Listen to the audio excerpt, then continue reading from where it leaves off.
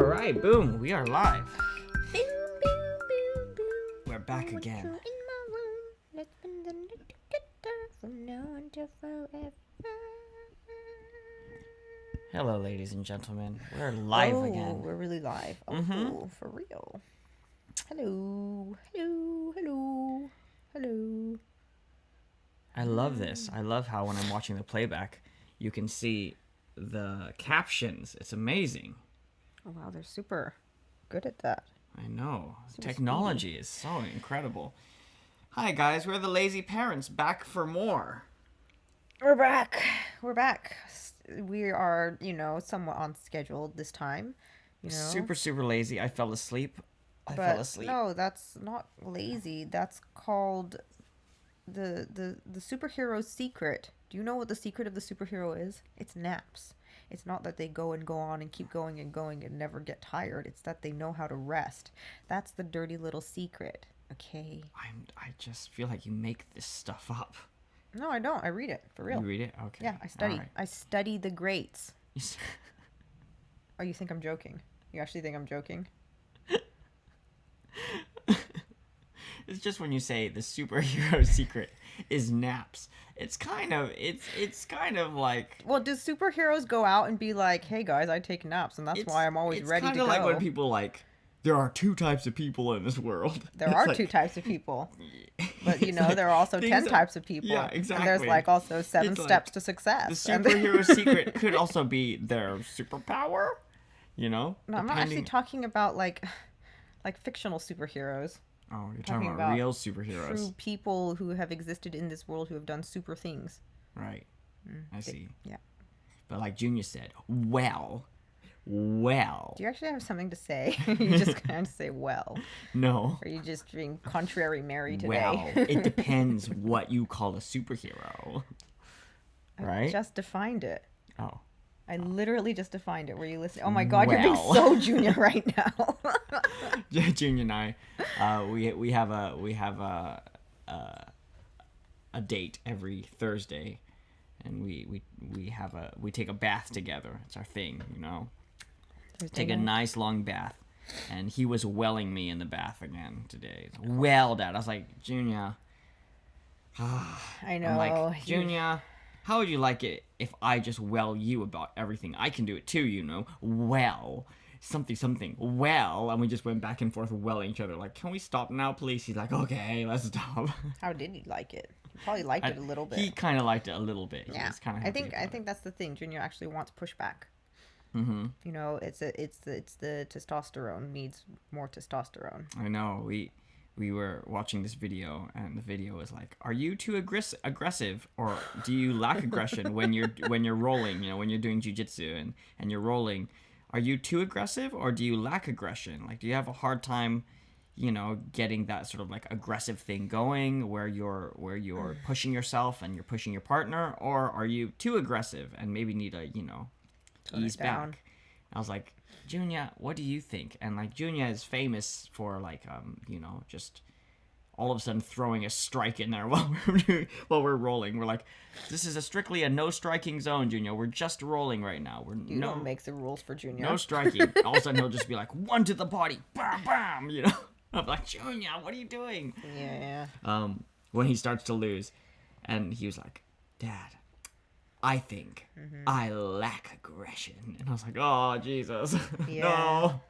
I need to be more aggressive. I was like, no, Junior. Yeah. Like, what happens when the person that's too aggressive thinks that they lack aggression? It's the ultimate. It just means that they need to level up. Yeah. I just found like a little mouse hiding in this blanket. A mouse? Yeah, look. Like his tiny little sticker mouse. I don't Oh, even know yeah. where it comes from, but That's probably from Junior's school. hiding in the blankets. That's really cool. Amazing. It What other literally, treasures hide it's a among here? mouse It in is the an actual blanket. tiny little mouse. Amazing. The tiniest. Sorry. That's very strange. It's a real, actual sticker of a mouse in the blanket, and it's super tiny, Super tiny. and it's in our But blankets. I'm amazing at finding tiny treasures. Yes. Okay, so I don't know. Hey, welcome to tax season. Yeah, welcome to tax season. We're in the thick of it. We have papers everywhere right now. It's amazing. Nice shot. You tried your best. June tried to throw a tissue into the trash can, and it was so far off. I mean, like Matthew McConaughey says, it doesn't matter if you succeed or fail. Just the only thing that matters is that you tried, and because you tried, it means that you won. You guys, I'm just like hashtag living that winning life. She's just quoting all the greats today. That's right. Hey, I don't know if I would put Matthew McConaughey in the greats just yet. Honestly, I think that the story was fine. What story? His book was fine, but I don't think he should have read it. Interesting. I think he's the only one that could have read it. No, I think that actually if somebody else, like someone else did the audiobook and didn't have like this constant note to self type of thing, it just got to be a little bit too much, and it felt like he was putting on a character or like he was a caricature of himself. And I feel like if I read those exact same words with someone else who was not as animated, like trying to overtly animated, then I would have probably would have been able to digest it a lot more. I don't know, without this feeling of like a gag reflex, a little bit of regurgitation feel. Right. But I also think that that's a big selling point for his book is that he's reading it. If you say like Matthew McConaughey, yeah, but he could read it book normally. Read by him, then it's like I don't think he can. I think he'd get bored, and he'd be like, "This is boring. I'm out of here." So like, if I can't do my thing, if I can't, express myself, Matty McConaughey. Yeah, then what's the point? Fair. Then it's a red light for me. I'm out of here. We're talking about Matthew McConaughey's autobiography called Green Lights. Yeah. It's not Green Lights. It's Green Lights. Yeah, he's such a snake oil salesman. He really is. But that's what he's popular for. The all right. I can't even do it. But I really loved him in Wolf of Wall Street. That's probably my favorite. Because that's him being a snake oil salesman, and he's so good at it. He's in his element. That's when he shines. It's true, but if that's really who he... No, there's got to be like a pure vulnerable Matthew McConaughey. I don't know who that is. I think there is, but I think that but we don't get to see him. Yeah, like when it's time to tell the story of vulnerable Matthew McConaughey, he becomes the snake oil salesman version. He's like the Big Fish movie. He's Big Fish. He's the dad in Big Fish. Yeah, he is. He's got to tell the story and make the fish look even bigger than it was, and just, right. Okay, fair enough. And I think he even knows it, and he's okay with it. He's accepted it. He loves himself for it. I understand. I do understand. Okay, fair enough. I forgot what I was going to say. Well, I was going to ask you, what are we talking about today? Excuse me, I'm going to burp. It's so funny whenever we do these live streams together. As soon as I press stream, June yawns. It's amazing. It's like a psychological, psychosomatical trigger. Psychosomatical. I like that. It's very psychosomatical. Yeah, I'm channeling Matthew McConaughey. So the theme this week is backstory. I reposted this post thing on my Facebook that maybe I shouldn't say who posted originally. I don't know. Someone else posted and they said, please don't share, just copy and, pretty much prove you read it to the end. Prove you care about me and that you read it to the end. And it was all about, invisible sicknesses, invisible illnesses, and how that can be really just exhausting and draining on people. And Masa read it too, and he was like, oh, I think that's really great. It's super nice that you're sharing the message. But I wish that people would tell you more about what you can do as opposed to what not to do. Yeah, you want to just read the post? There's a lot of just don't do's and stuff. You want to read the post? You want me to what? Or should I read the post? Sure, you just can so read we the know post. what we're talking about. Can you do Matthew McConaughey style? No. Oh man. It's kind of long, but It's pretty long. It's but okay. Sure, It's okay. Go for it. We'll, No, read we'll it. go Yeah. for it. Okay, so this is the post. My favorite quote from my family doctor was, "It can't really be that bad if you are still working and doing everything you do." I told him I didn't know I had a choice. Years in pain, tired, and many changes in me for no reason or apparent reason, hiding everything from someone else, pretending to be doing better than you are until it no longer works, no matter how strong you want to be. Then the moment comes when they tell you what you have. You have mixed feelings. You finally know what you have, but how do you deal with it? Lack of encouragement, wanting to lie down, taking medication frequently, having a whole pharmacy on top of the nightstand. Then the daily responses. Why did you get so fat? I have this great diet if you just go out and exercise. That once beautiful hair of yours now awful and it falls out. What happened to you? This is all true and that's why I'm sharing it. Silent and invisible diseases do exist. When you have an invisible disease, it is difficult to argue from your perspective with ignorant people. Life takes a lot of turns. Tired of being told, did you go to this doctor? Have you tried this? Have you tried that? I don't know what else we can do for you. Yes, I tried and still everything. And still try everything. Doctors say this disease is forever, that I will not heal. However, I'm not giving up, but I want to make others realize a nap will not cure me, but it will help me. I am not lazy. I take medication, and it sometimes makes me sleepy. Oh, there's the nap Oh thing. my god, I yawned right when you said sleepy. I am not angry, but sometimes cranky with pain. I struggle daily with pain, mobility problems, fatigue, the criticism of my environment. The criticism of my environment? Okay. Most frustratingly, people look at me and say, it can't be that bad. You look good. Despite the fact that my body is experiencing excruciating pain everywhere, of course I look good. I always try to look good. It is an invisible disease. This disease affects me physically, mentally, and emotionally because rare autoimmune diseases cannot be seen, but we feel them. And they are there. Silent attack, but extra painful. I am looking at those who take the time to read this post to the end. The following request is sent to the post. I don't know what that means, but Please, for me and in honor of someone who fights against. And then there's a whole list of diseases: Hashimoto's disease, Graves' disease, depression, anxiety, autoimmune disease, Sjogren's, Sjogren's syndrome. Anyways, a whole bunch of lists of invisible diseases: MS, lupus, epilepsy, cancer, etc., etc. So, anyways, that's the post, right? Hi, Kalina. Welcome. oh my god, We missed you. we missed you. So basically, this post is all about like, Invisible diseases you and know? how like it's annoying when people ask you these questions and sort of just do Yeah. not have any awareness of the fact that there are that, these that there are invisible people diseases who are and people struggling fight with it. them. And so the thing is, like, this isn't the first time that Moss has brought this up. A lot of times people post these, share post type of things.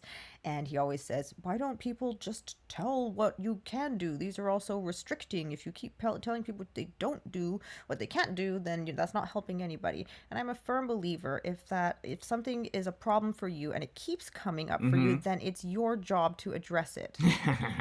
Okay. So I figured that the topic this week would be, I would like to ask you what you feel people can do. I guess it is from your own very individualistic, Yeah, perspective. it's only and so from I'm my not saying perspective. that it's going to be like a band-aid Right. for every wound. Right. But, what would you say are some strategies or helpful tips for people who find themselves in, like feeling like all of their hands are tied? Right. Okay. Well, all I of their many guess- hands. I guess just to talk about the way I feel about it, I love it. I love that people are sharing these type of things and are trying to get the awareness out. I think it's really, really important, and I think it's the first step. And I have nothing against this post. I just wish after I read it, I'm like, oh, I wish that within this whole idea, which is lovely, it's great, it's really important that the awareness for these type of things exists, and also that there's empathy for those who are going through these type of things. I think it's really, really important, but I wish that within it was some sort of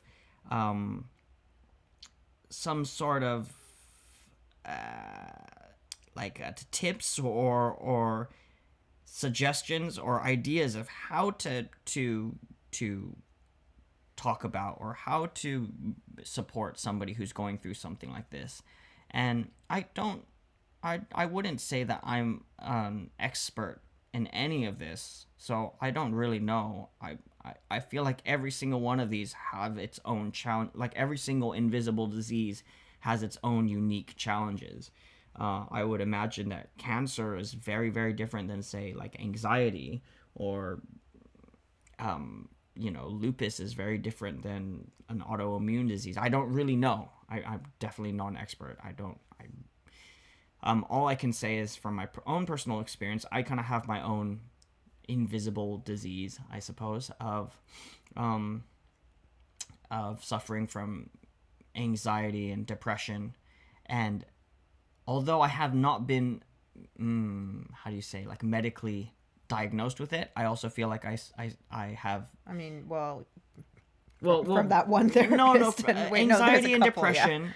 Yes, anxiety and depression. Yes, I've been diagnosed with that many, many times.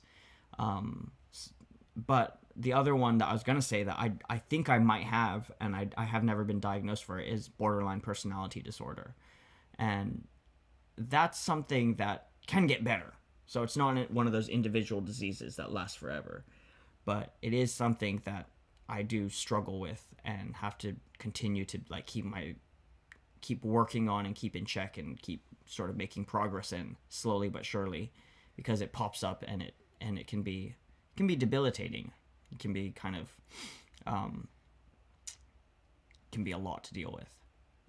And so, I've been in a couple of relationships, this one being the longest.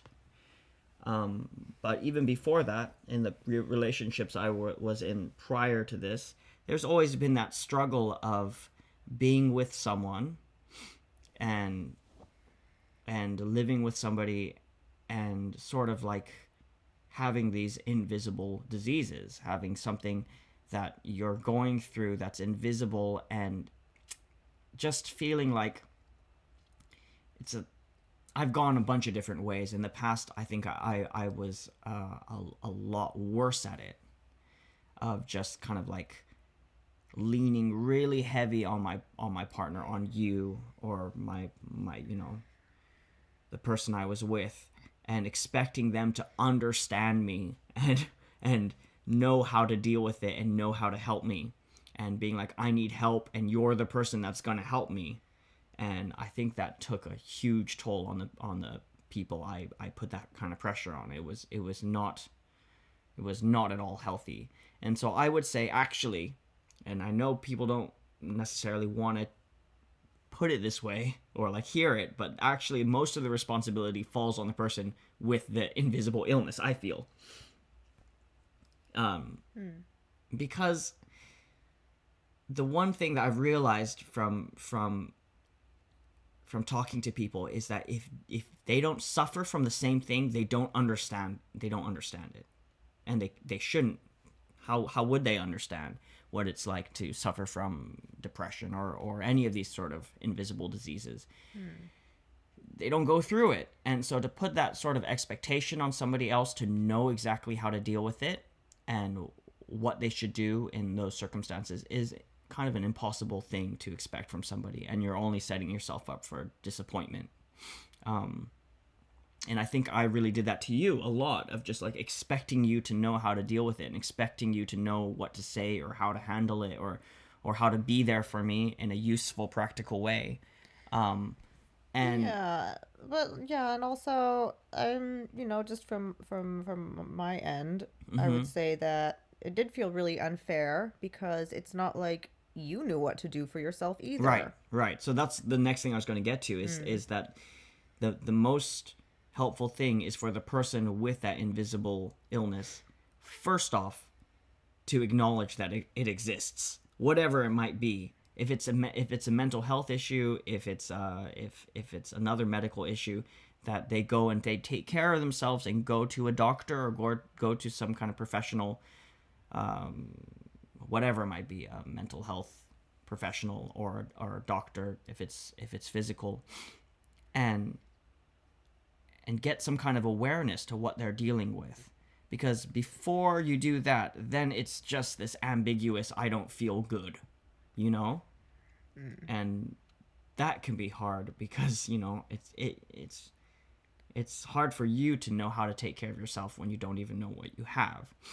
So if you don't feel like you're coping well with life, and you don't feel like things are really working out for you, and you're wondering why other people around you seem to be moving through life with more ease than you, and you just wonder why it's hard to wake up or hard to get through the day, or why you're in pain, or why you're suffering, or you can't seem to go to sleep, or you can't seem to stay awake, or whatever it might be. The first thing is just go get yourself checked out, be kind to yourself, and go get looked at. And I think especially for people with mental health issues, that can be a really hard first step, to even acknowledge the fact that they're suffering from something like that. There's still so much stigma around mental health, and everyone is really happy to accept that it exists if it's someone else. Yeah, I think the biggest thing is like a lot of maybe just shame around acknowledging that you need help. Right. Yeah. And that only exacerbates the issue. Right. But I was gonna say something to what you just said. Well, I mean, like it was in the post as well. God, now I have to find it. Take your time. Take your time. So what did it say? So it says, hiding everything from someone else, pretending to be doing better than you are until it no longer works. That's the thing, maybe you're looking around thinking like, oh, everybody's going through life so much more smoothly or easily than I am. But, in the post, it also says, when people ask, but you look so good, it's because you make an effort to look good. Everybody does that. Everybody tries to sort of market themselves in the best light when they're feeling their best. Right. And so I think, just comparing is also really bad for your mental health in general. I've noticed that unless you're aware of what you have and put it out there into the world, people are not going to tell you that they suffer the same thing. Of course not. Most people are not going to be the first one to say, hey, I go through depression and anxiety, or I have crippling whatever.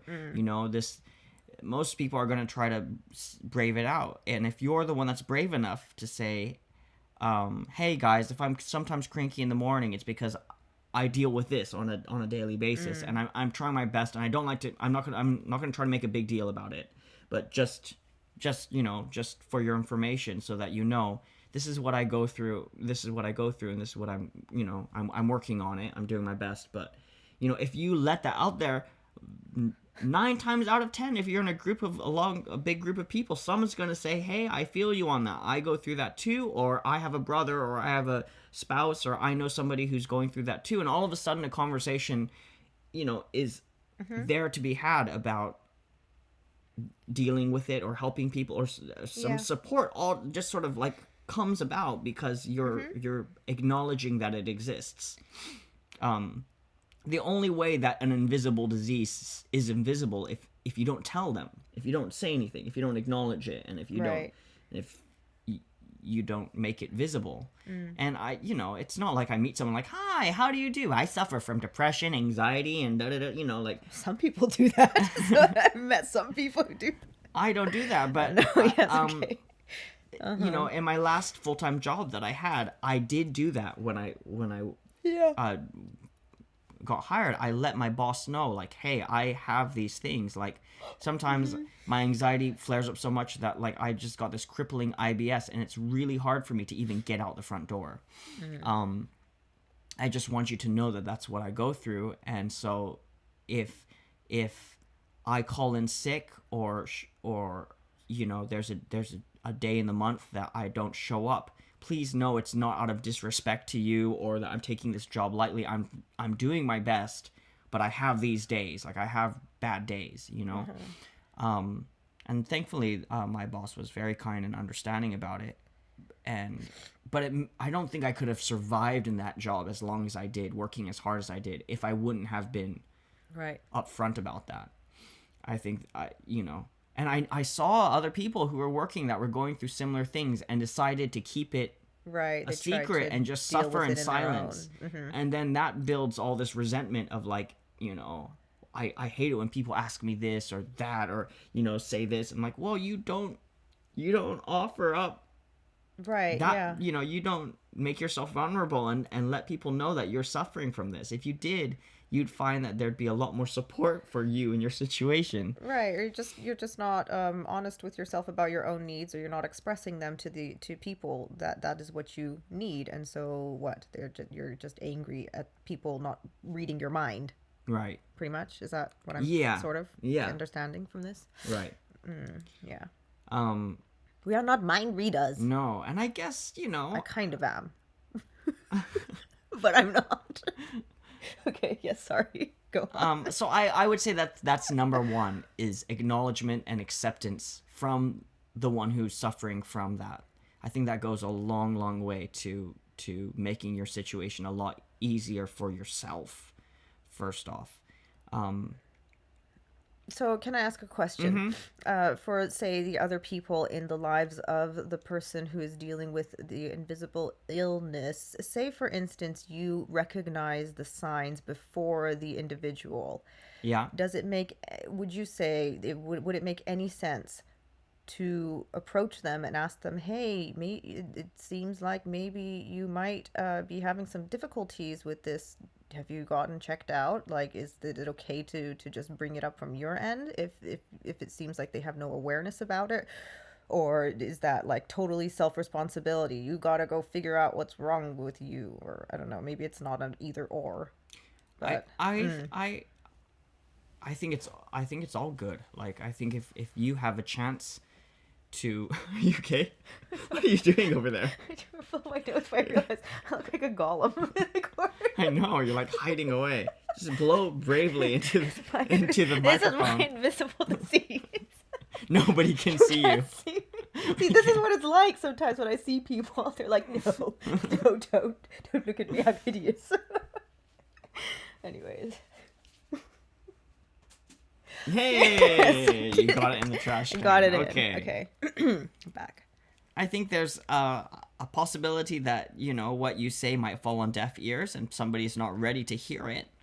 But I still think that an overall awareness is really, really important. And so, parents should teach their kids that these things exist. And we should be talking about it in school. And we should be talking about it, as much as we can, so that if somebody suspects that they might be suffering from something like that, they're more inclined to be able to catch it and check. Same as cancer, same as anything else. Like, guys are supposed to feel around their balls and girls are supposed to feel around their boobs to make sure they don't have breast, right? Like, this kind of stuff. Like, we should be doing that for our minds too. And so I think that if you're in a position where you can talk to a friend and say, hey, have you ever considered going and talking to somebody? This might be more serious than just you having a hard time. This could actually be something that you could get help for, people, we suffer from like mild PTSD that we just like shrug off, like, okay, it's nothing, I just need tough it out. And sometimes you can actually go and get help for that, or maybe not even mild, maybe even severe PTSD or whatever, depression, anxiety, OCD, I don't know, all of these kind of things where you just sort of deal with it until maybe if it takes a friend being like, hey, I know somebody that you could, right? These things can be really scary, especially if you have a mental health issue. At least that's all I can speak on, to be honest, because that's all that I've experienced. I don't know so much about the other diseases, so I can't really speak on that. But for me, I know that especially with anxiety, it makes reaching out for help really, really difficult because you're scared of everything, right?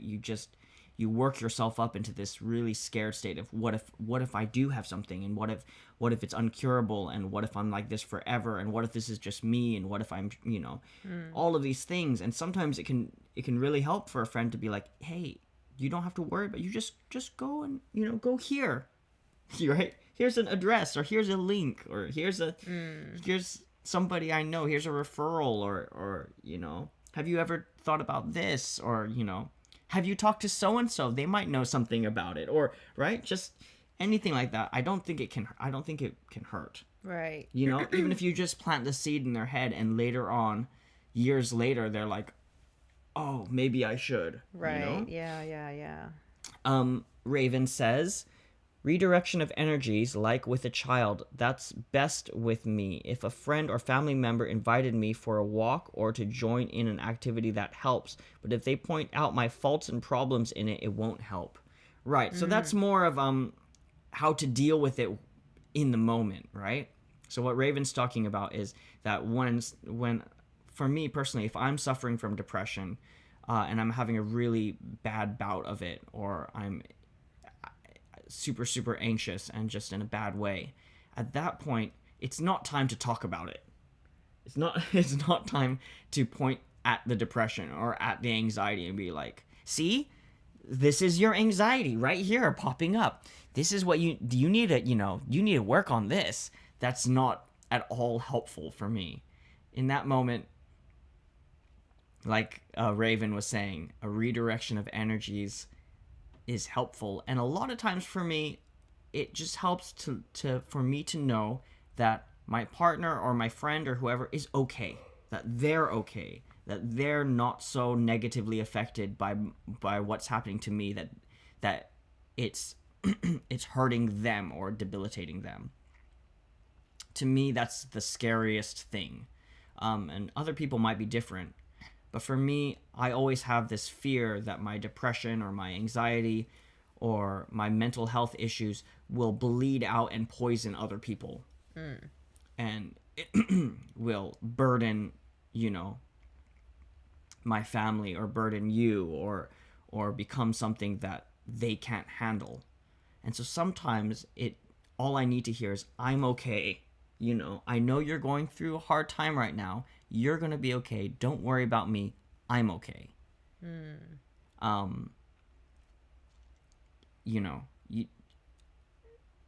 I know you're going to be okay. We make it through this. Just rest. It's okay. Do what you need to do or whatever. That makes a big difference. The more I see myself affecting other people, the harder it becomes, and the more I want to run away, because it's like, oh my god, my shit is turning into other people's shit, and now it's spreading out like a, like the black nothingness. And, yes. So that for me is really helpful, for somebody just to let me know very calmly, without too much emotion, that it's okay. Like, hey, don't worry. I see you're going through a hard time. You don't have to worry about me. I'm okay. Do what you need to do. Rest if you need to rest. If you want to go on a walk, let's go on a walk.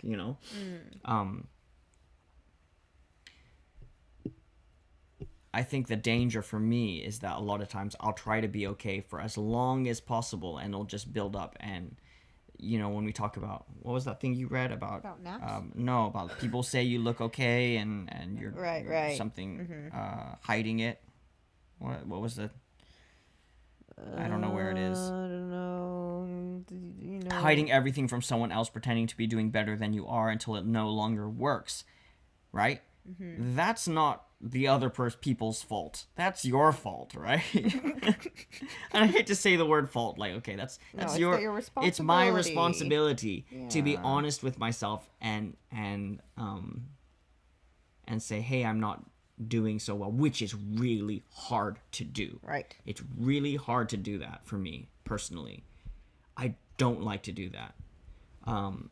Because I don't want to become a broken record, especially when it's like, it's one thing if you're like, say you have a headache and you say, oh, I'm having a hard time today, I've got a headache. That's easy to say for me, because I know that tomorrow I probably won't have that headache. It becomes harder to talk about it when I know that tomorrow I'm going to be feeling the same way.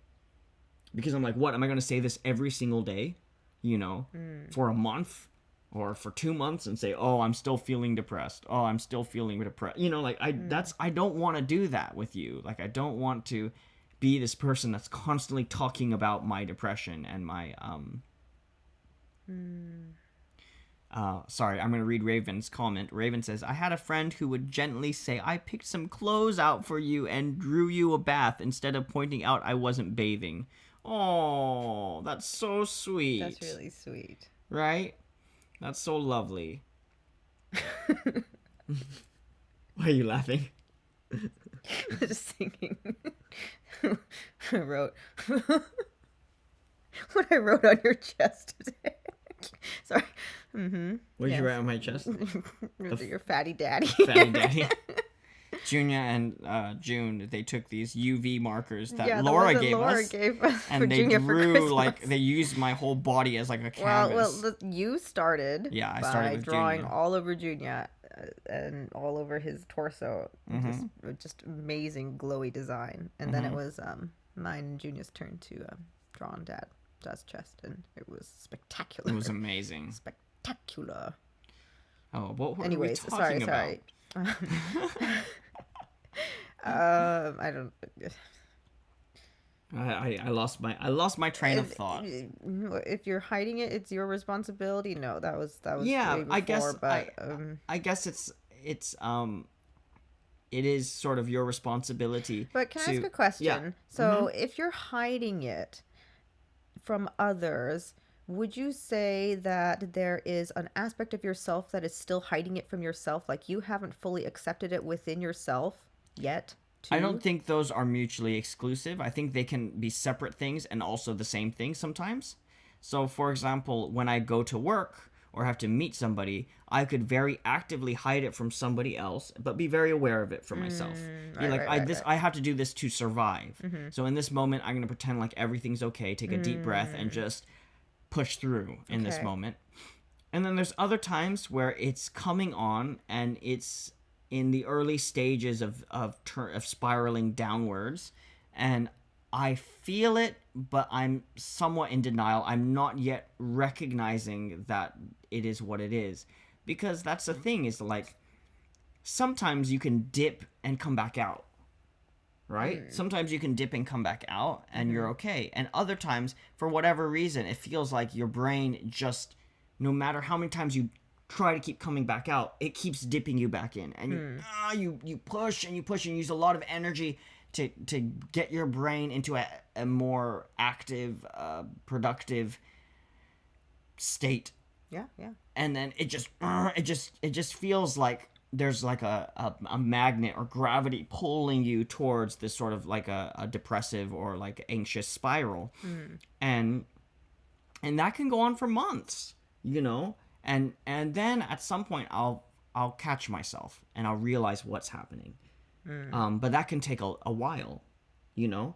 And that's the thing, is sometimes you could be feeling that way, but then you push and you kind of, you know, do whatever, you exercise or you whatever you do, right? Whatever your thing is that you do, you go for a walk, or you talk to a friend, or you eat a good meal, or you get a good night's sleep, and then you find that, you were able to sort of like avoid that downward spiral. The gravity wasn't as strong as your ability to, you know, and you're okay. So it's sometimes it's hard to call it and say, this is what's going down right now, you know, and it's really hard to say, hey, I'm feeling a little bit of it right now, and in 1 month's time, I could be in the shit, just to warn you, you know, Right. It may not happen. And you don't want to give these false signals to your partner and be like, so it's, but then there's times where you're just sort of running from it, or I'm just running from it, and I'll realize in a moment, okay. And for me, those signs are, I'll find myself pacing from room to room aimlessly, like looking as if there's something I'm doing, but I'm not doing anything. I'm just moving. I'm moving my body. I'm not sitting still. I'm running away from myself. I'm not giving myself time to actually sit with myself. Like I find like I'm avoiding myself. I'm in constant motion, or I'm dead. Like, and by dead, I mean like I'm in like a zombie state where I'm like just on my phone, like, or, you know, looking at a screen, or sleeping, hiding from the world. Or I'm just aimlessly moving around, like picking up a piece of garbage, putting it in the trash can, and then moving to this part of the room and filling up a cup of water and putting it on the counter, and then moving around here, you know, just kind of randomly running, and then I'm avoiding sleep. But then when I sleep, I'm escaping in sleep and not getting up. Stuff like that. When I realize those signs, then I'm like, oh, it's getting bad. It's kind of getting out of hand. But that's just me, right? Those are just my signs, and everybody's different. Right. Yeah. I guess in any case, some self, not, what's the word that I'm looking for? It's not self-interrogation. Self Inspection. inspection is always, it's good to do that from time to time. Like, even say uh, if you're not suffering from an invisible illness, just doing a check-in with yourself, I think is always, it's a good thing to do, to just sort of stop and take a breath Right. and be like, okay, what am I really doing now? What the hell? Right. Yeah. And like I always tell people, you don't have to have depression to be depressed. Yeah. You don't have to suffer from, general anxiety disorder to feel anxiety. feel anxiety. So these things that, are classified as sometimes as chronic illnesses can also be an illness that you suffer like a common cold. It comes and it goes. But when it comes, you need to take care of it. You need to take care of yourself. I know I use this analogy a lot, but I always talk about mental health as just your brain being a part of your body, and your body, if your body catches a cold, you don't decide then, oh, I'm gonna go dance naked out in the rain in the middle of the winter. You hunker down, you rest, you drink extra fluids, and you take care. You take your vitamins or whatever you do, and you take care of yourself. And if you don't do that, you're risking a prolonged bout of whatever. Your cough could turn into pneumonia or whatever, right? And just as there's really easy and quick sicknesses to get better from, like a cold, there's also influenza, which is a little bit worse. And then there's something, there's other levels, right? There's cancer, there's all the in-betweens, there's chickenpox, or there's all sorts of kind of body sicknesses. And with each one of those, once you realize that you have it, you need to go to the doctor, or you need to rest, depending on severity, but you need to take care of yourself. And there's some sicknesses of the body that no matter how much you do, you're not going to get better from. The sickness will probably take you in the end, right? But that doesn't mean there aren't things you can do to improve your quality of life and make the most of the time that you do have. So what is that for you? And so the spectrum of all of those sicknesses is the same with the mind. You could have something like a common cold, as far as like a bout of depression, circumstantial depression. Say you get divorced, or maybe that's kind of extreme, but you lost your job, or you're in coronavirus times, and you experience depression, and you're like, what is this? I don't know what this is. This is not usual for me to be laying in bed for not wanting to get up, or having no motivation. Well, I don't usually feel this way. You could be suffering about a mental health issue, and it's not a big deal, but it means you need to take care of yourself. And then it could be more serious, like cancer. It could be something where you have a chronic whatever, depression, or I don't know if bipolar disorder is the right one to say, or schizophrenia, or whatever, any of these sort of more serious mental health issues, where maybe in the end it might take your life. It's a real thing. There have been celebrities like say Robin Williams, or different people who have taken their life because of mental health issues. But that doesn't mean that, say for example with Robin Williams, that he didn't lead the best life he could. And a lot of people look at his story and say, oh, how sad, it's so tragic that he died, and this and that. But I tend to look at it like he was able to produce so much work and live such a full life in so many ways for so long. He did his very best with a chronic illness, and was able to still Right. live a really great life in a lot of ways and give a lot to others even through that. And I find that to be really heroic and really amazing. Like, he did an amazing job. Yeah. Um, love you, Raven. Bye. Love you, Raven. Um, and so, sorry, what were you asking me? Like, what is that for me? I forgot what I asked about. What you said that I asked Oh, about. the common cold thing. Oh, for me, what do I feel like I have? No. Yeah. So, what do you do to take care of yourself when you get in your head cold? Because yeah, I've read in like mental health care articles and stuff. One doctor was saying that if you don't have actual strategies in place, that you have a plan that you will execute when you get bouts of depression, then it's pretty much like you're setting yourself up for failure. Yeah, yeah, absolutely. And so I was curious what your strategies are, and would you share them? Okay. Through trial and error. I mean, here's the thing is that I've been in the situation or in times when I was younger when I had no strategies. And when I had no strategies, bye Raven, we love you. When I was in that place where I had no strategies, I couldn't possibly conceive of having strategies. That's how bad it got. Like, I didn't think that I could get better. I didn't think that I could do anything to help myself. I didn't think there was any light at the end of the tunnel for me. I just felt like life was probably not worth living if I was in this much of a shit place in my mind. And so I understand for a lot of people out there, when they think about this, it's like, well, you have it better, so you can have strategies for it. I can't even cope. I don't even have the brain space to think a coherent thought when I'm in a bad place, when I'm suffering from whatever I'm suffering from. And so that doesn't apply to me. But I just want to say, before I talk about what I do now, that there was a time for me when things were so bad that I couldn't make a full sentence. I couldn't speak. I couldn't get out of bed. I wouldn't take a shower. I wouldn't eat. I wouldn't, I would basically stand up almost any single appointment that I had. Like, it didn't matter if it was work, if it was something really important to me, if it was something that a lot of people depended on. I would just not show up, and I would just be dead to the world, and that would last sometimes months, a long time. That's where I used to be.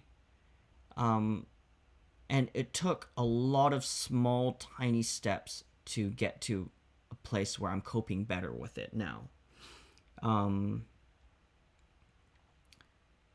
So as far as strategy goes, I think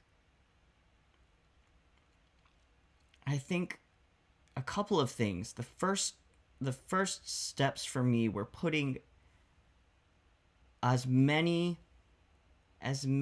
safety nets between me and absolute rock bottom, of like brain rock bottom, of like, I just want to kill myself. There's nothing to live for. I'm just gonna quit on life. That place of absolute bottom. I had put as many physical safety nets as I could, which means that, like, I have some sort of routine in my life. Was really important to me to develop some sort of routine in my life. When I started working and being accountable to go into work, with also the safety net of talking to my boss and my coworkers and letting them know what I go through, so that if I did fall, there was a safety net of them there saying, hey, it's okay, we'll have you back. We're not gonna like ostracize you and quit on you because you had this bout of depression. We'll be here for you, which is a really lucky thing that I had. And maybe that'd be hard for some people to have, but maybe it's something that you do at home, working out in, like, say, in the garden or whatever. And if you're not feeling well, you don't do it, and someone says, hey, that's okay, whatever it is, though, like some routine that you're doing that you sort of hold yourself somewhat accountable to, that you're going to try to do this, and you're going to commit yourself to doing this thing. With that comes self-worth.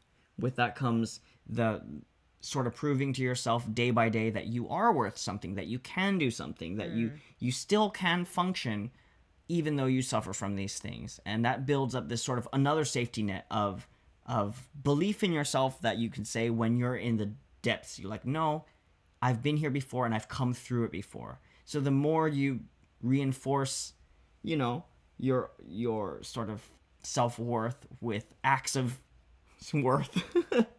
Okay. I don't know how to say that. But the more you prove to yourself that you have things of value and put yourself in the position where you're giving something, the more when you're in the terrible places, you can know for yourself, like, no, you know, when I come through on the other end, I still have something to give.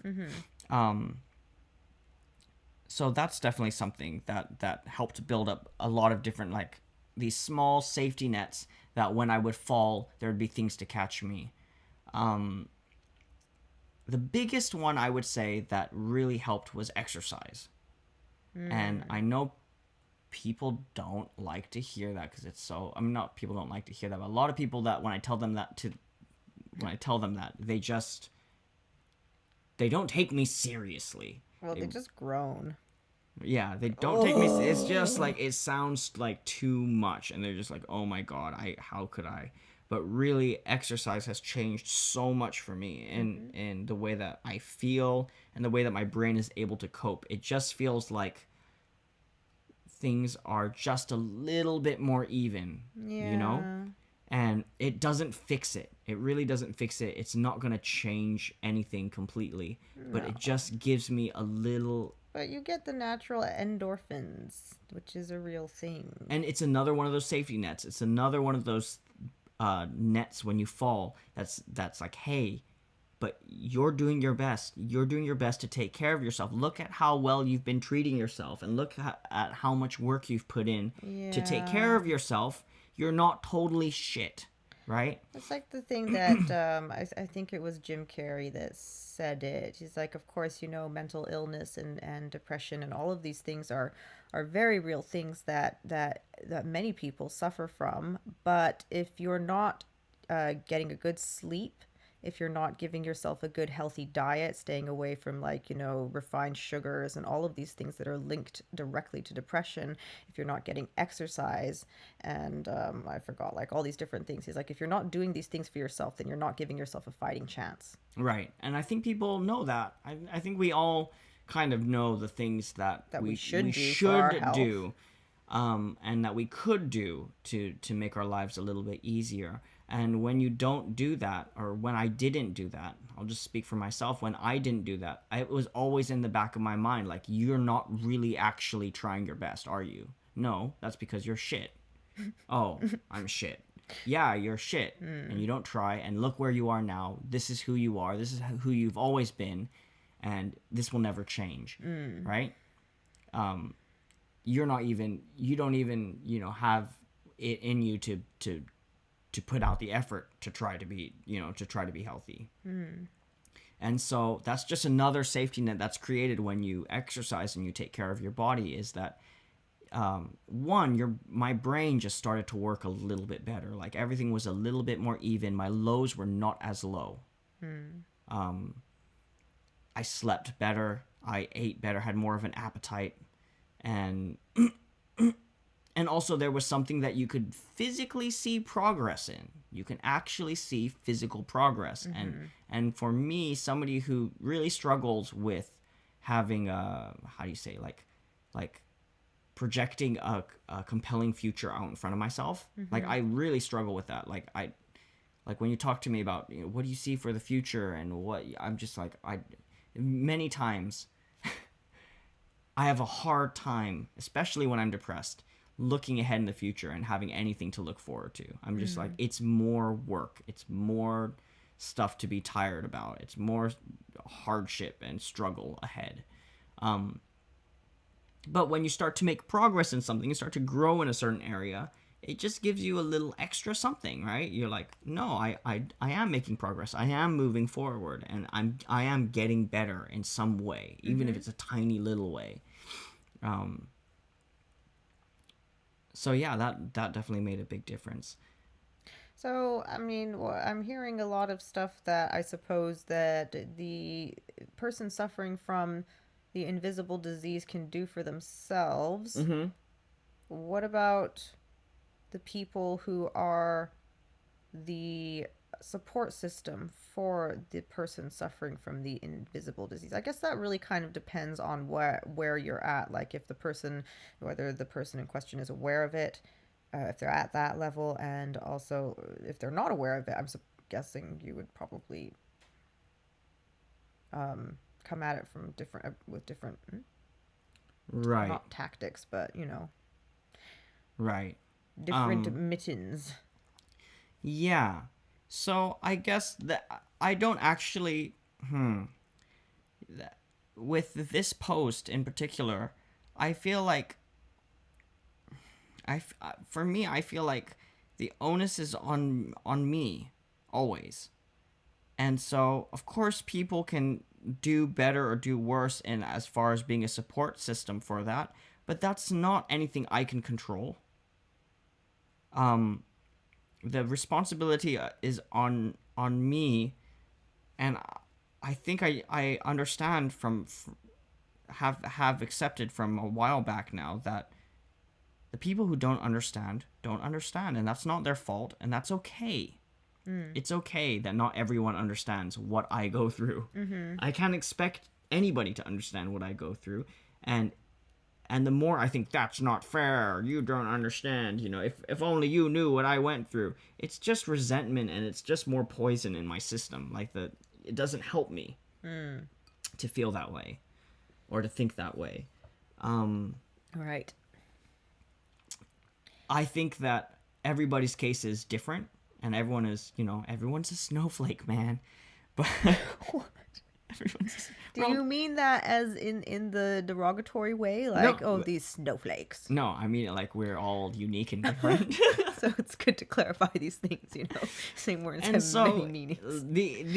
the awareness that you can create within yourself of who you are and what you need is when you can start helping the people around you to help you. Okay. Because until then you don't know, like how would you know how to support me if I don't know how to support what kind of support I need, I don't know. right? I tried all kinds of things, and they were all designed to fail.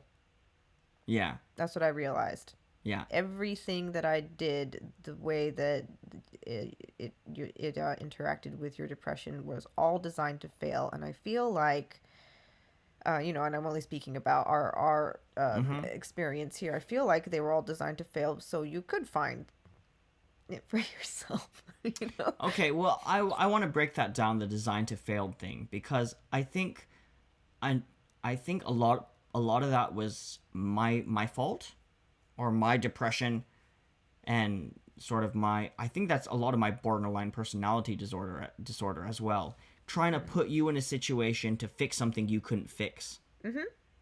Yeah. But I also think that might also be some of something that you had to learn as well, and I can that you can't fix anything. Oh yeah. No. Right? And as long as we were under this false pretense or false presupposition that this is something that we could fix in any moment, we were going to fail. And I think once we moved away from that sort of premise and onto the idea that this is not something that we ever fix, it's something we learn how to navigate through, things start to get a lot better for both of us in that regard.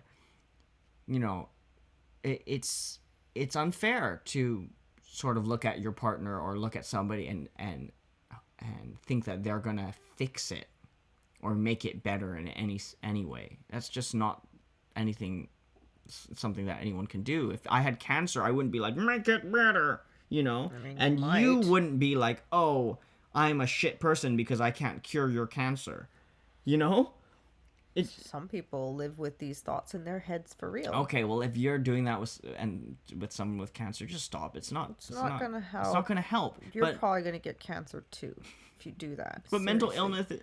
illness is the same way. I think sometimes we think that we could sit there in the corner and like will ourselves out of these situations or these feelings or this, this place that you're in, and then your partner is saying something that's making it worse, and it's now it's like they feel shit because they can't help and they're trying to help, so they're saying things and they're trying to talk to you and they're trying to get you out of this dark hole, and you're just, it's just a bad premise, right? Yeah, it definitely really is. And I guess like for me on my end, I had to really come to terms or come to grips with um my own addiction to saving people, Mm. you know? Yeah. And realizing that's not my job at all. And whether or not there were times in the past where you had gotten to places that were so bad that you would not threaten, but you would go to a place where you would be talking about killing yourself Yeah. and committing suicide. and Yeah. and when it got to that place, I just had to completely do the scariest thing ever and just let go and be like, well, if you decide to kill yourself, that is your choice, and Right. that is not my responsibility, and Right. I have no control over the situation and how you choose to navigate your life. And that was something that was really difficult for me to come to grips with. And I think that in a way you had to take it or the situation had to get that extreme for me Right. to finally just wake up and be like, oh, That's not your this is not my responsibility. Yeah. responsibility. And it might sound really terrible and really cold-hearted, and I know that a lot of people really don't agree with this, But that's just but facts, right? Like yeah. you can't stop somebody from doing what they're going to do if they want to do it, Yeah. right? And so in the end, it's like the more we fight it and try to pretend like it's something that we can fight, the more you just waste energy and exhaust yourselves to the point that you're both absolutely drained and just go further down that spiral. And so I think one of the really important things that that you can say to me is, you know, I don't understand what you're going through, and and I know I can't help you, but I'm here. I love you. It's okay. It's gonna be okay. I'm Yeah. okay. You're okay. You know, just that's it. That's all. Like, as cold and unfeeling as it might sound, it's actually the most helpful thing to hear sometimes. Because any sort of like, oh, are you okay? Do you need help? Can I help you? What do you need? What do you need to be happy? What do you need? Just like, what do you want? How, what do you need to do? Or like, just becomes this thing of like, you're trying to fix me, and I don't feel in this moment that I can be fixed, and I can pretend to be happy or pretend to know what I want or what I need. But the truth is, there's nothing, right now. It's just, you know, just the same way that if somebody was sick with influenza, it's like, what can I get you that will get you out of this bed and break your fever? Some Can I water and here some- I'm gonna make you a bath and then give you tea and then talk to you, and then you're gonna be better, right? And you're like, nah. It's not helpful. You're mean, like, let me just It be. does. It does. And all of these things help. You just gotta like add the ingredient of a little time too. Yes, that's just it, right? It's like the patience of knowing that you're gonna come out the other side. Yeah. And I think that's one thing I struggled with a lot, was separating myself from all of those mental health issues. And for a long time, I was just like, is this me? Is it me? Am I my depression? Am I my anxiety? Am I my, like my codependent freakouts? Is that me? Or am I this other person? And that's, like a separate entity. And it took me a long while to realize, no, that's not me. What do you mean by that? Because I think they're all you. Like the just they're dissociated parts of yourself. And I don't know. I Well, would if imagine you that. know, like if somebody had cancer, you wouldn't be like, you are cancer. You know, you are you going through this sickness, this illness. It doesn't. The illness is in your body, so I guess it's a part of you. It is a part of you, but it's not you. You are not cancer. You know, That's interesting. you are not influenza. You have a virus and it's going through your system, but it's not you.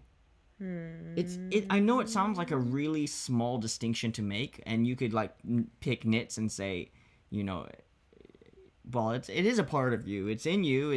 Whatever. But for me, it made a big difference because when I'm in that dark place, there's this voice that tells me, this is you. This is your true center is here.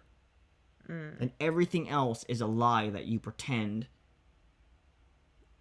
before you come back to this center again and you're back here again. So this is the real you. Everything else in life is a lie, and this is you. You know, which is a dark feeling to have, because then it's like, okay, then life is not worth living, you know. Then I'm always going to be running and fighting against this gravitational pull that brings me back here. And once I'm back here, everything sucks, so life sucks. I suck. You know? Instead of being like, no, there's you know, I am a person with something I can contribute. I have something I still have value. And I suffer from this thing. You know, this is something that I go through, but it's not the essence of who I am. Right. I don't know if that makes any sense, but it was a thing I struggled with for a long time. Of just trying to suss that out. Like, is this me? Is this, you know? I don't know why I got into that topic of is it me, but Well, I'm sure that other people probably have similar thoughts or experiences go through their head when they're in really dark places as well. it's true. It's always a question, and I think that's actually a really good question to ask yourself in order to distinguish for yourself Right. what that is, because I think we're all in some level, in some way, trying to figure out who we are, Right. So you should always ask yourself that question: is this me? Right. Regardless of your mental state. Well, if you want to, like, you know, leave us an email or something, you can find us at The Lazy Parents on Facebook or thelazyparents@gmail.com. Write us. Tell us about it. Any day now.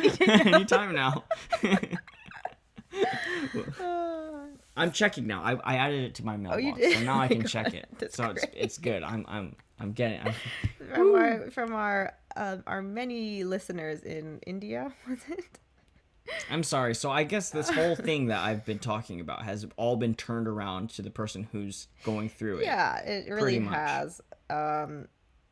I was gonna say though, for the person who is the person supporting someone who struggles with an invisible illness, one thing that's really important is that you honor your own needs, because there are going to be times when it's not a 50-50 relationship. It's going to be a 70-30, or Right. an 80-20, or even a 99-1, or Yeah.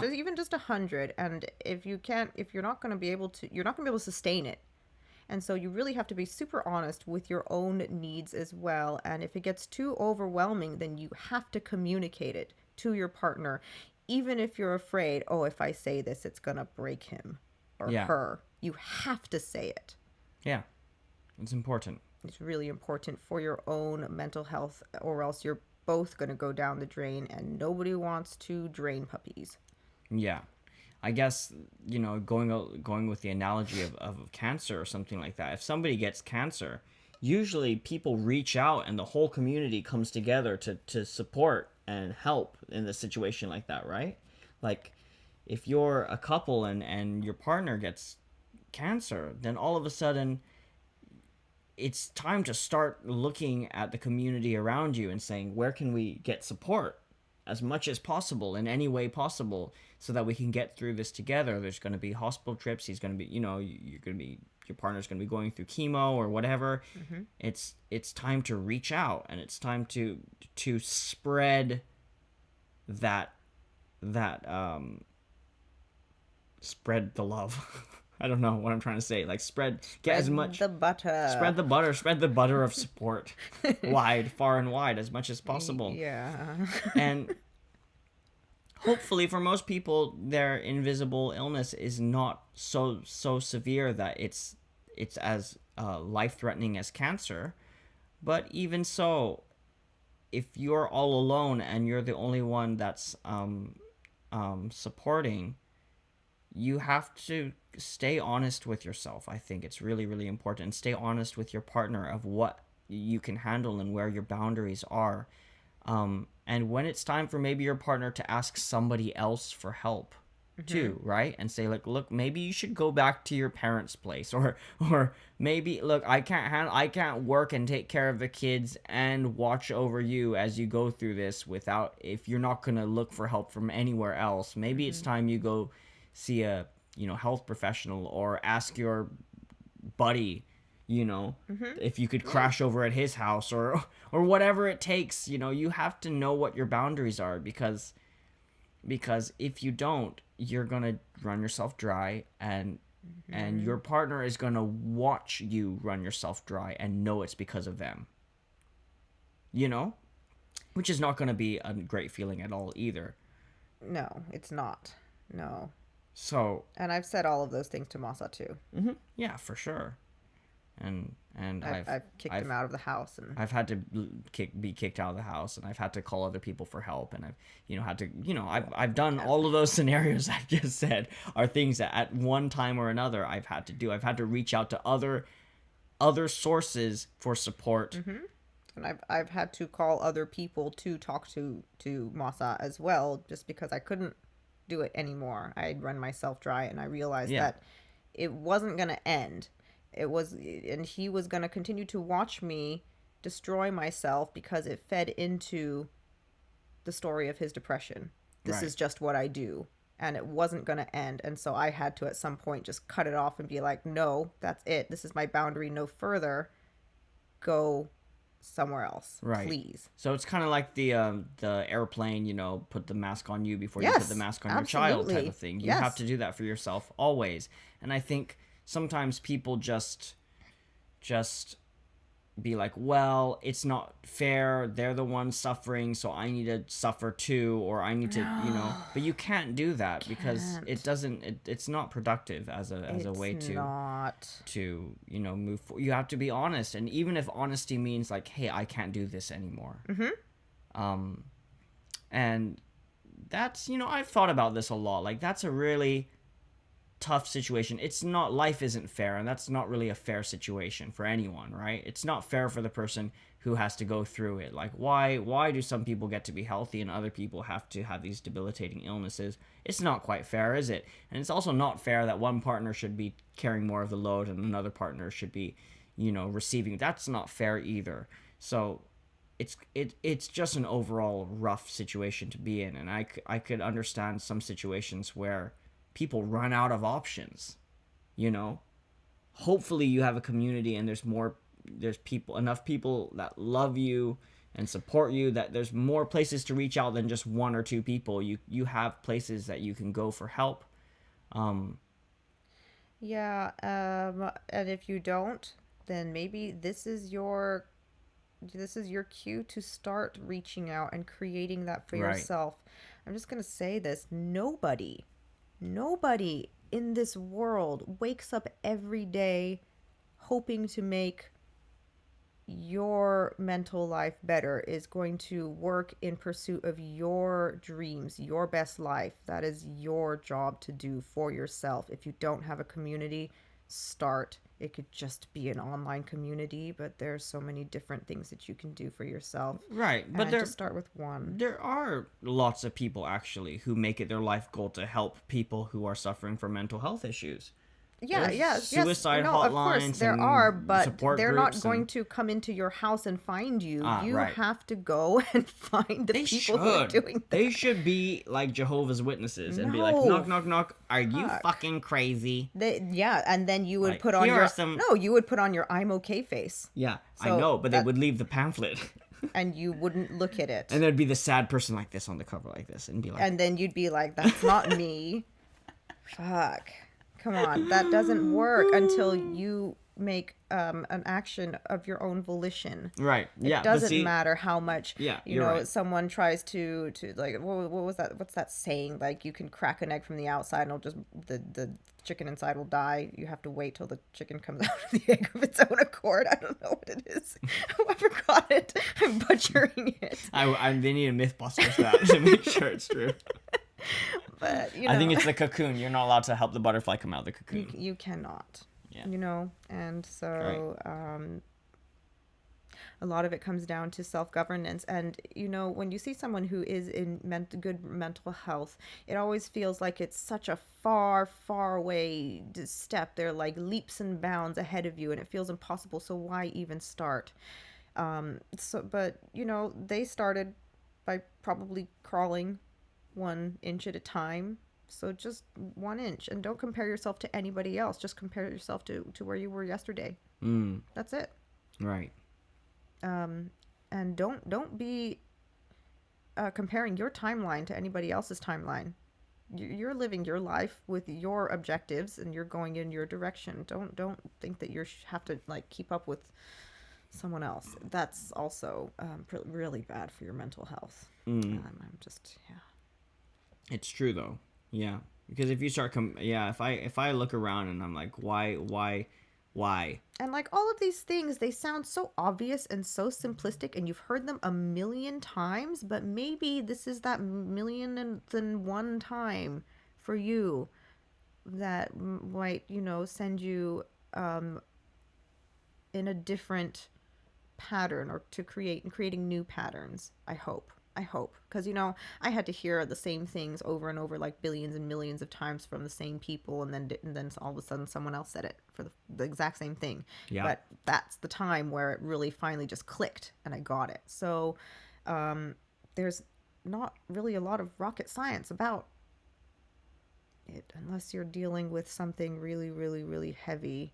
And if that's the case, then the simple step would be do what you can to take care of your mental health. Find a health professional. You know, Yeah. don't try to deal with it on your own, because Right. look where that's got you.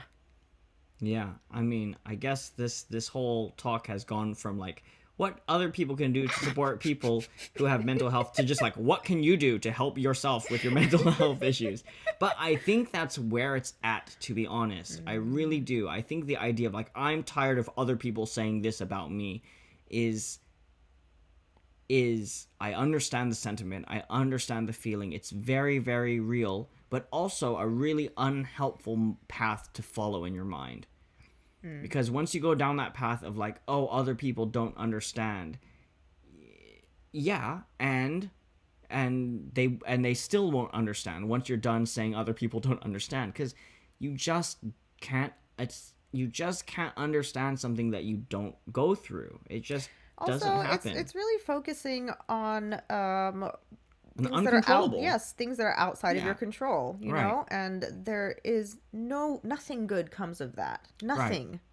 Right. So yeah. For example, I share that post, right? If I share that post of the invisible diseases and feeling tired, this and that and the other, I don't think anything changes as far as the way people interact with me, because it's like, okay, yeah, they're invisible diseases. Do you have one? Some people don't even know about them, I'm guessing. Or what the feeling might, excuse me, I'm gonna burp again, be like Sure, for, of course, for them, right? you know. So I feel like there are different levels and Of different awareness, steps, you right, know, yeah. and that is one, right. which is fine, but it doesn't work for all people, Right. depending on your experience. But and what I your was awareness what I around was it, going but to yeah. say is that even if people are completely aware that those exist, until you tell them that, hey, this is what I go through. This is what I'm working on right now. And, you know, I'm really thankful for your friendship and your support. You know, if I don't show up, it's not because I don't love you or I don't care. It's because sometimes I'm struggling with this. If I seem out of sorts or, you know, disheveled and grumpy, it's not because I'm angry at you or anything. It's just, you know, this is something I, you know, if you can be aware of it yourself and acknowledge it yourself, and then be brave enough to acknowledge it to others and let others know, then you'll find that their reaction and the questions that come towards you change, right? Then they're not like, have you tried this? Have you tried that? You know, but it's a moment where you can raise awareness, right? Even if they do ask those questions. Yeah. Have you tried this? Have you tried that? Instead of being like, I'm so tired of these questions, you can be like, it's a teachable moment. All of a sudden, they can have their awareness raised through a conversation. If you're open enough to talk about it, and if you're not scared of talking about this, you know, invisible disease. I just, you know, a comment regarding that. A lot of times when people just get defensive about being questioned or needing to teach, or having a teachable, you know, when they're presented with a teachable moment when they can educate someone, if you're feeling defensive, it's usually a sign that you yourself don't even understand enough about what you're going through. And so you're like, why do I need to? But if you have a level of awareness and you have a grasp of what you're going through, it's much easier to communicate where you are. Right. Often when you feel these feelings of what's the word? Not rejection. My words are not coming to me. It's getting late. Yeah. Words, you know, resistance. It's because there's something that within you that is not clear yet. You know, it's still not clear in your mind, so you can't just communicate it clearly. And so that's the frustration. It's like, why do I have to teach you? You should know about this yourself. And Right. all of these, Right. you know, excuses come up in your head. So maybe that's also a signal and a clue that you need to do a little bit more digging as well to know Sure. where you're at. Right. I think also that if you're depressed, or if you're in the middle of going through one of these bouts of, say, mania or depression or an anxiety attack, that's not the time to be talking to somebody who has no clue of what you're going through. That's when you talk to the people who you've already educated on, you know, what you have and what you're going through, and how to support you, right? Go to those people, and that's not the time to start the conversation about it with somebody new.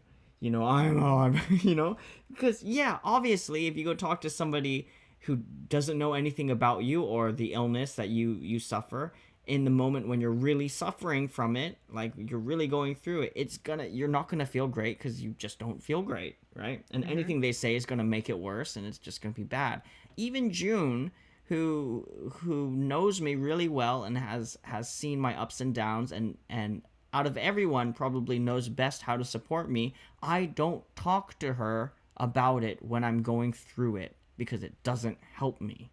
You know, it's not the time to start a conversation and say, you know, what can we do with this depression? Have you tried this? Have you tried that? It's just not the time. Well, let's be honest and say we did try it. Yeah, and it was disastrous. Yeah, we know it doesn't work because we've tried it. We have crashed and burned many times. Yeah, and so I would say that those conversations are best saved for when you're up. Yeah. You know, for when you're feeling really good, and then you can talk about things preventatively.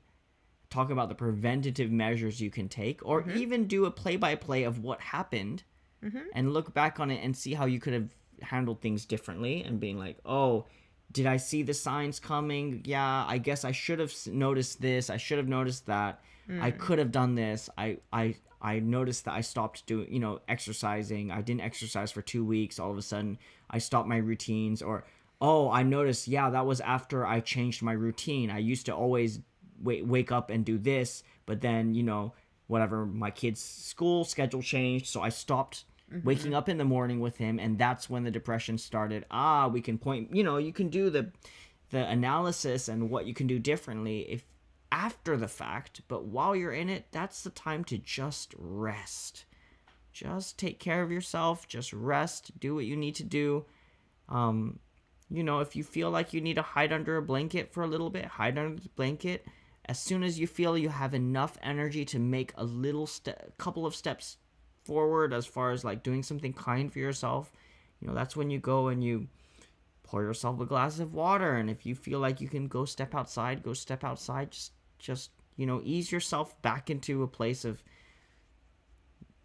being in a little bit of a better spot before you try to handle those type of conversations. It's not the time for those conversations. No, it's not at all. So I guess people are always really surprised when they talk to me and how open I am about my mental health issues. Like, I'll talk to people who I've hardly know and be very open about these type of things. And they'll be like, wow, you sound so okay with it. I'm like, I am now, because I'm fine right now. I'm not okay talking about this when I'm depressed or like when I'm in the middle of it. You don't want to have a conversation with me about it then. But that's why I'm okay talking about it now, is because I've learned how to take care of myself then. So I'm not beating myself up about it after the fact. I can forgive myself now. I've learned how to do that and be like, well, that was a little bit of a shit time. But look, we're back. Okay. Forgive and forget. Keep moving forward. What can we do better?